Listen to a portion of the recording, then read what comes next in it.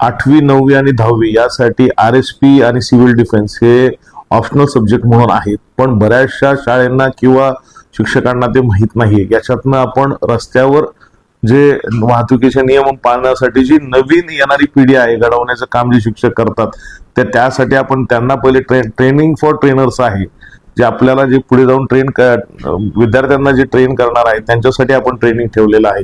याच्यात सर्वात प्रथम याच्यावर 2 सत्रांमध्ये ही ट्रेनिंग होणार आहे, एक इनडोर आणि एक आउटडोर. आउटडोर मध्ये परेड ची जे काय पथसंचलन जे असतं त्याबाबतच ट्रेनिंग त्यांना इत्यंभूत ट्रेनिंग दिलं जाणार आहे 7 दिवस सकाळी आणि संध्याकाळी. आणि आफ्टरनून सेशन्स मध्ये याचे तासिका चालणार आहे. तासिकामध्ये फर्स्ट एड असेल, रस्ता सुरक्षा संबंधीचे जे काही मानांकन असतील ते असतील, त्याच्यानंतर RTO पण याच्यात प्रशिक्षण देणार आहेत. जे नामांकित हॉस्पिटल्स आहेत त्याच्याकडची डॉक्टर्स फर्स्ट एड देणार आहेत. योगा सेशन्स पण आहेत याच्यात.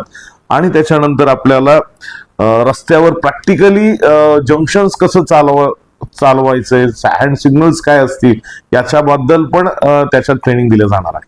100% असले पाहिजेत, कारण आज जी येणारी पिढी आहे सगळ्यात जास्त शहरी किंवा ग्रामीण भागातही गेलात किंवा हायवेजवरही गेला तर आपल्याला बघायला मिळेल की मोठ्या प्रमाणात ट्रॅफिक जाम्स आपल्याला बघायला मिळतात. लेन डिसिप्लिनचं पालन न केल्यामुळे एक तर ट्रॅफिक जाम्सला सामोरे जावं लागतं, दुसऱ्या याच्यात अपघाताला सामोरे जावं लागतं. त्याच्यामुळं येणाऱ्या पिढीसाठी एक सगळ्यात महत्वाचं प्रशिक्षण असणार आहे.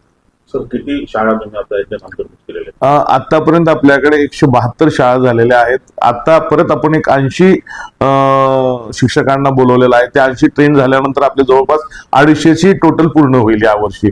तरी परत अजून 2-3 महिन्यानंतर म्हणजे नोव्हेंबरच्या ज्या दिवाळीच्या सुट्टीत असतील, दिवाळीच्या सुट्टीत परत आपण एक असं सेशन नव्याने परत करणार आहोत. सर, 3 ते 10 जून पर्यंतच आहे तुम्ही आधुनिक सेशन घेणार, पण असे सतत प्रशिक्षण चालवणं गरजेचं आहे. बरोबर आहे, कारण आपलं टार्गेट आहे ठाण्यामधील प्रत्येक शाळेमध्ये ही RSP आपल्याला पोहोचवायची आहे, जेणेकरून त्यांच्या शाळेच्या बाहेर सगळ्यात पहिले ते डिसिप्लिन ठेवतील आणि नंतर रस्त्यावर पण डिसिप्लिन ठेवायला त्यांना मदत होईल. तर ठाणा एक मॉडेल बनणार आहे का इतर राज्यांसाठी किंवा इतर शहरांसाठी त्या प्रकारचे प्रशिक्षण? मॉडेल नाही हे सांगता येणार मला, पण एक आपण चांगली प्रथा या ठाणे शहरांमध्ये चालू करत आहोत, जेणेकरून ठाण्यामध्ये जो सिव्हिल सेन्स जो लोप पावत चाललेला आहे त्याच्यात भर पडेल आणि लोकांना जास्तीत जास्त सिव्हिक सेन्स प्रमाणे फॉलो करून रस्त्यावर सुरक्षित राहतील.